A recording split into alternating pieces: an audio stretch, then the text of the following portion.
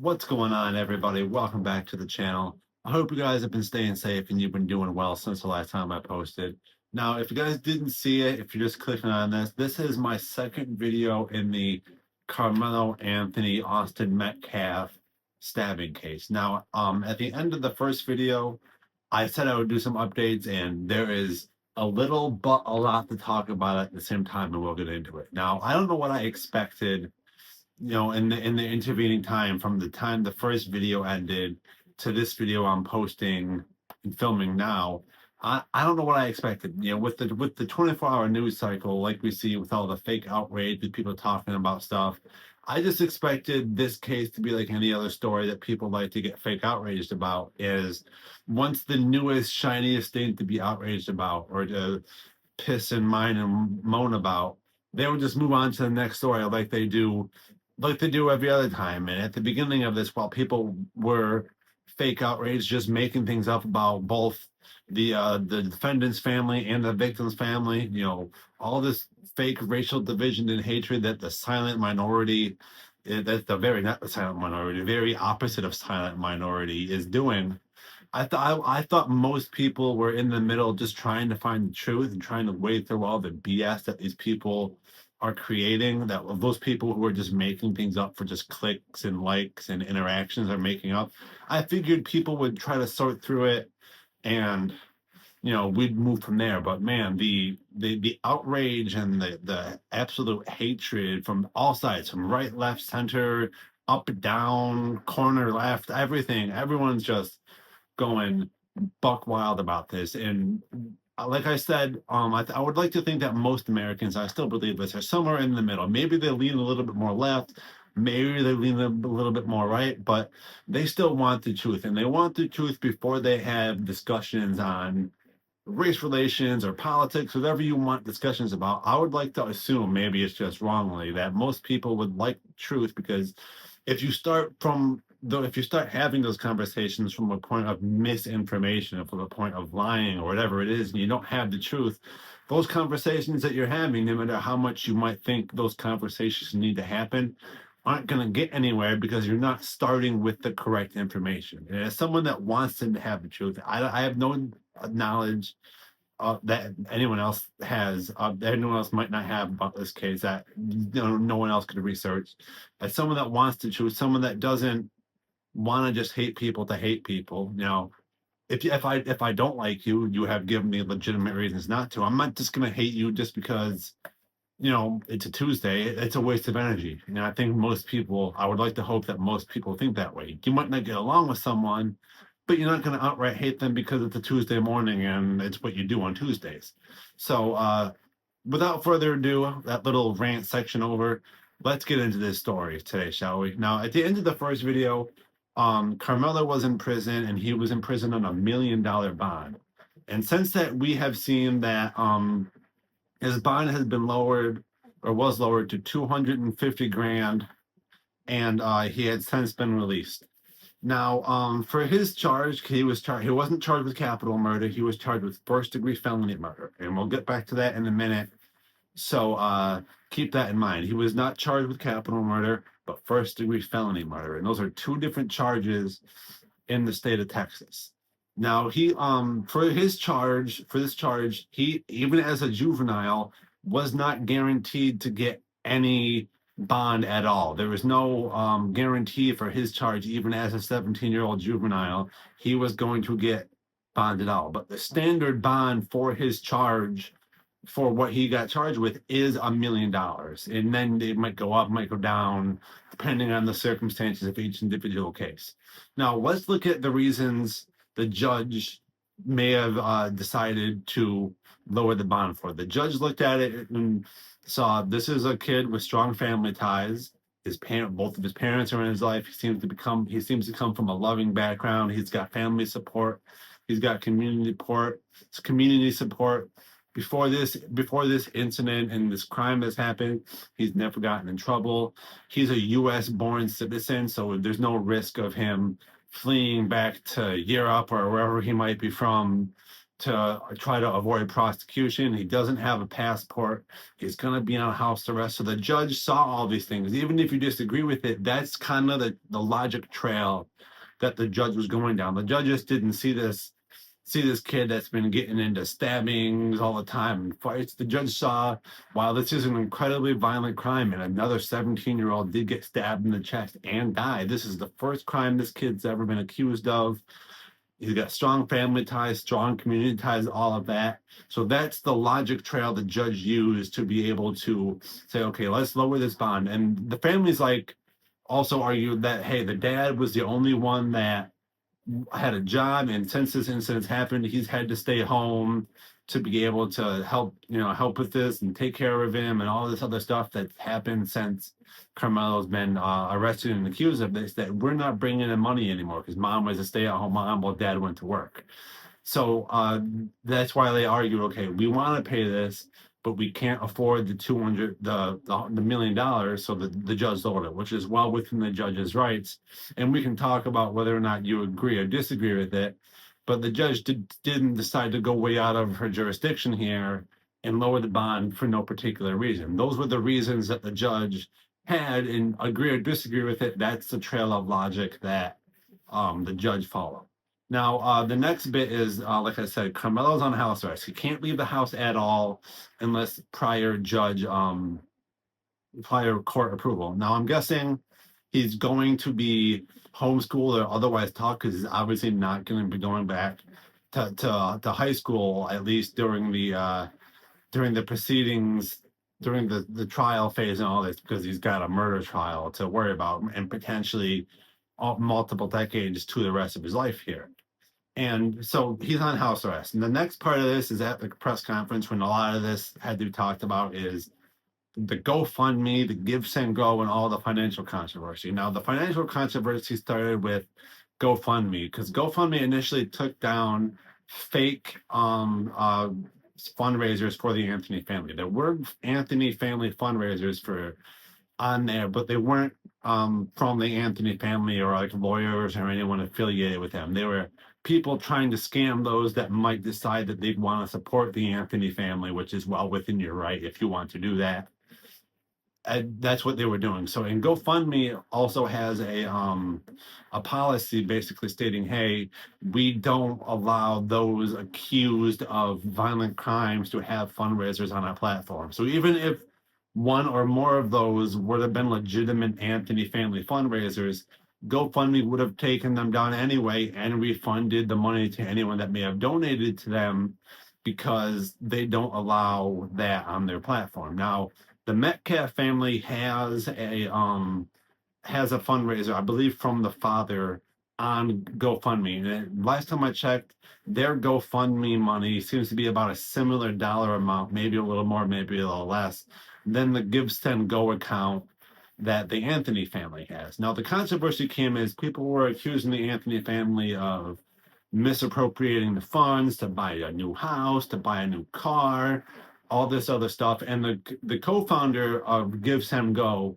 whose name escapes me at the moment, so apologies to that dude, said, look, as of this moment, which was April 16th, April 17th, there has been no money withdrawn by the Anthony family or anyone that is in charge of this.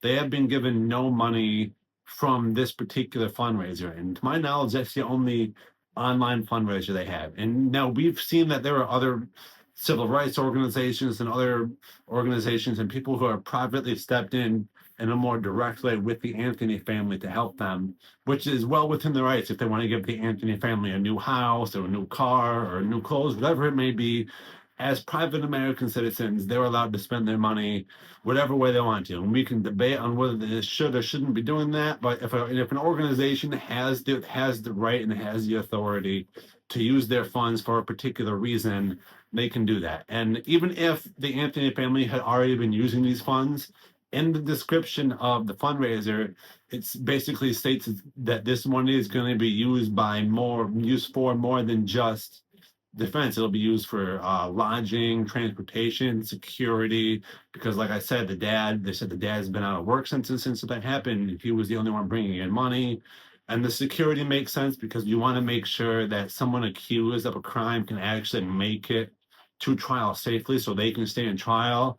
And the living expenses does make sense as well, because even if they have X amount of money saved, that you want to make sure that the weekly disposable income that you have is going to be enough to support you and your family, because we know trials like this can take a very long time. Now, sometimes they don't, because these cases can get expedited for XYZ reason.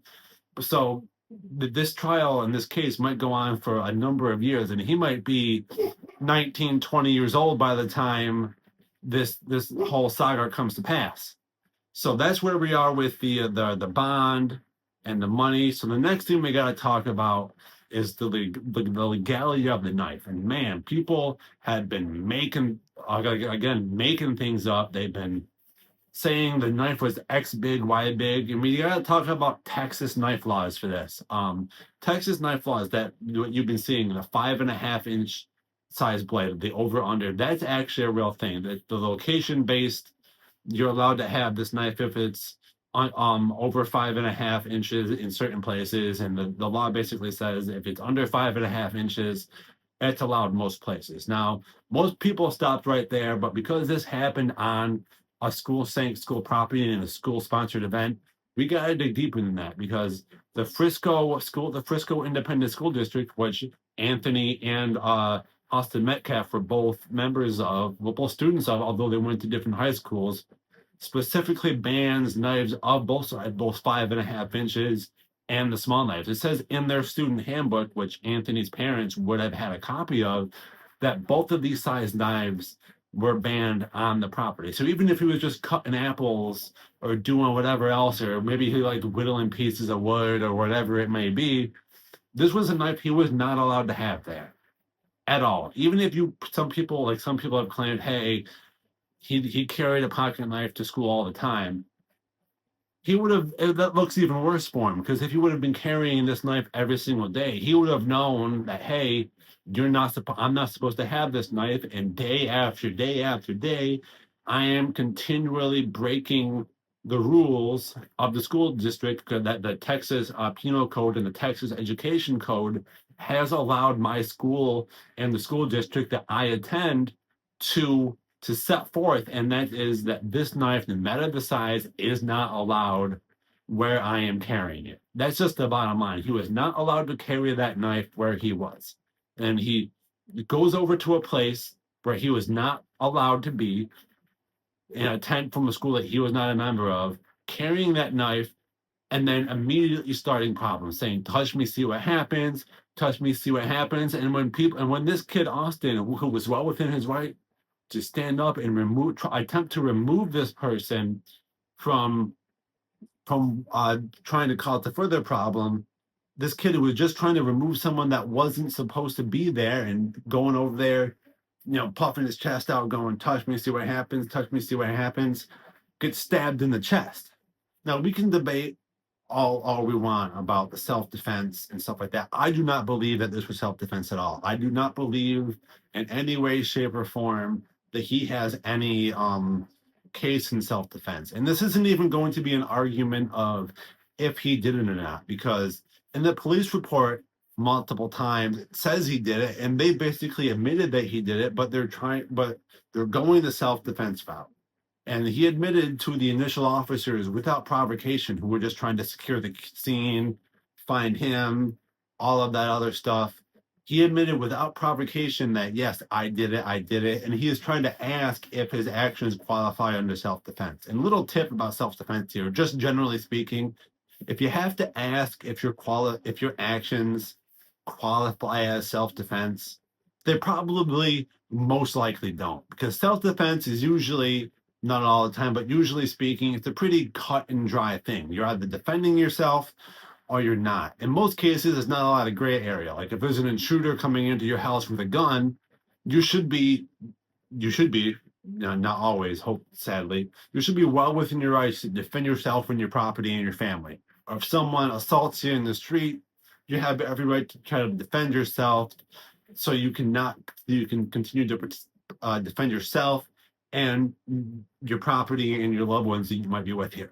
Now, when it comes to this whole self-defense angle, like I said, I don't see him having a chance at all with the self-defense angle.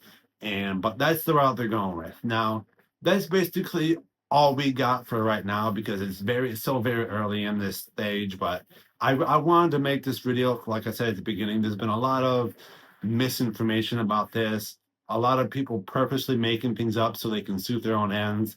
A lot of people have been calling this a hate crime, but those people I say, you don't know what a hate crime is, because two people of two different races, in this case a black kid and a white kid, can end up beefing, and one of them can end up killing the other one, like happened in this case, without a racial motive, because there are a bunch of different reasons why two people, whether it be a black kid, a white kid, an Asian kid, and a Hispanic kid, whatever the different races of any two perpetrators and victims might be, there are a million different reasons people can beef, and one person can end up killing the other person.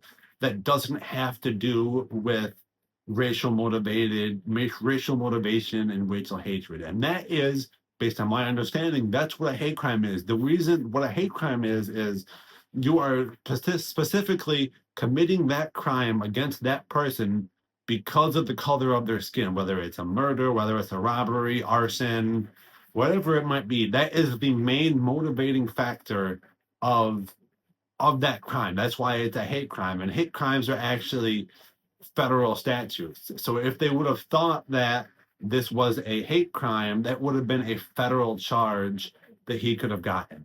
Now, like I said before, this is not a capital murder charge. This is a first-degree felony murder charge. And in Texas, those are two different charges. Now, if he would have been charged with the capital murder charge, if convicted, he would have gotten that mandatory life with the possibility of parole after 40 years.